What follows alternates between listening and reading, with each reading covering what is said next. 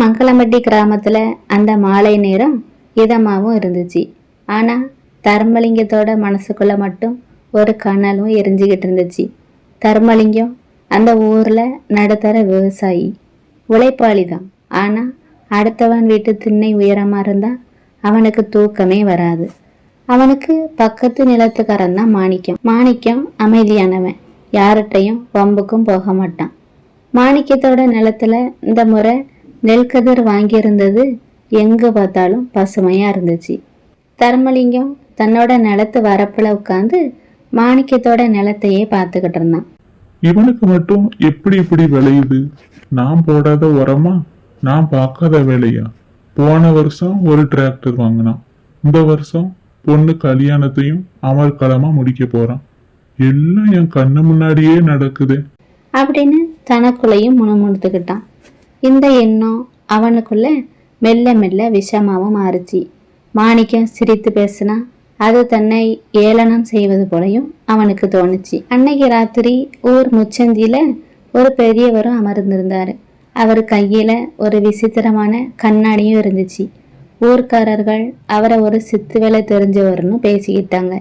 தர்மலிங்கமும் அவர்கிட்ட போய், ஐயா, அடுத்தவன் வளர்ச்சியை பார்த்தா எனக்கு எரியுதே, எதுக்கு ஏதாவது வழி உண்டா அப்படின்னு கேட்டான். அந்த பெரியவரும் சிரிச்சுக்கிட்டே அந்த கண்ணாடியையும் கொடுத்தாரு. தர்மலிங்கம், இந்த கண்ணாடியை பாரு, இதுல உனக்கு என்ன தோணுதோ அதுதான் உன்னோட எதிர்பார்ப்பு அப்படின்னு சொன்னாரு. தர்மலிங்கமும் கண்ணாடிய பார்த்தான். அதுல அவன் ஒரு பெரிய மாளிகையில அமர்ந்திருப்பது போலையும் தெரிஞ்சிச்சு. ஆனா சுற்றிலும் யாருமே இல்லை. அவனோட நிலம் தரிசாவும் கடந்துச்சு.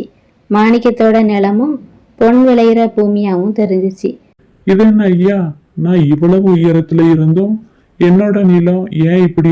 தர்மலிங்கம், இந்த கண்ணாடி உன்னோட மனசை காட்டுது. நீ உன்னோட நிலத்துல உரம் போடுறத விட மாணிக்கத்தோட நிலத்துல எப்படி பூச்சி விழும்னு யோசிப்பதிலேயே நேரத்தை செலவிடுற. அடுத்தவன் வளர்ச்சியில நீ வருத்தப்படும் ஒவ்வொரு நொடியும் உன்னோட சொந்த வளர்ச்சி அங்கேயே நின்று போயிருது. பெரியவர் சொன்னது தர்மலிங்கத்துக்கும் புரியல. மறுநாள் காலையில மாணிக்கம் தன்னோட நிலத்திற்கு பாய்ச்ச வேண்டிய தண்ணீரை தர்மலிங்கமும் ரகசியமா திருப்பி விட்டான். இன்னைக்கு ஒரு நாள் தண்ணி இல்லாம இருக்கட்டும், அப்ப தெரியும் இவன் கெத்து அப்படின்னு கர்வத்தோடையும் நினைச்சான். ஆனா அன்னைக்கு ராத்திரி பலத்த மழை பெஞ்சிச்சு. தர்மலிங்கம் திருப்பி விட்ட தண்ணியால அவனோட சொந்த நிலத்திலேயே மடை உடைஞ்சி பயிர்கள் எல்லாமே சேச்சிலையும் மூழ்கிட்டு. மாணிக்கத்தோட நிலம் சற்று உயரத்துல இருந்ததால அது எல்லாமே தப்பிச்சுக்கிட்டு. தர்மலிங்கம் தன்னோட நிலத்தை பார்த்து கதறி அழுதான். அப்ப அங்க வந்த மாணிக்கமும், என்ன தர்மலிங்கம், இப்படி ஆயிடுச்சே, கவலைப்படாத, என் நிலத்துல விளைச்சல் அதிகமா இருக்கு, உனக்கு வேண்டியதை நான் தர்றேன், நம்ம 2 பேரும் சேர்ந்து சரி பண்ணோன்னு புன்னகையோட சொன்னான். மாணிக்கத்தோட அந்த பெருந்தன்மை தர்மலிங்கத்தோட இதயத்துல ஈட்டியாவும் பாஞ்சிச்சு. தான் யாருக்கு கெடுதல் நினைச்சமோ அவன் கை கொடுக்க முன் வருவதை அவனாலையும் தாங்கி கொள்ள முடியல. பொறாமைங்கிறது அடுத்தவரை அழிக்கிறதுக்கு முன்னாடி நம்மையே அழிச்சு விடுங்கிறத அவன் அன்னைக்கு உணர்ந்தான். அவனோட மனம் ஒருவாறு அமைதியும் அடைஞ்சிச்சு. இனி அடுத்தவன் நிழலை பார்த்து போட்டி போட மாட்டேன், என்னோட நிலத்துல உழைப்ப மட்டும் போடுவேன்னு சபதமும் எடுத்துக்கிட்டான்.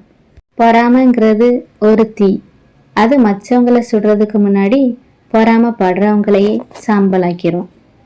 இந்த கதை உங்களுக்கு பிடிச்சிருந்தா லைக் பண்ணுங்க, ஷேர் பண்ணுங்க. இந்த மாதிரி கதைகள் பார்க்குறதுக்கு இந்த சேனலை சப்ஸ்கிரைப் பண்ணிக்கோங்க. நன்றி.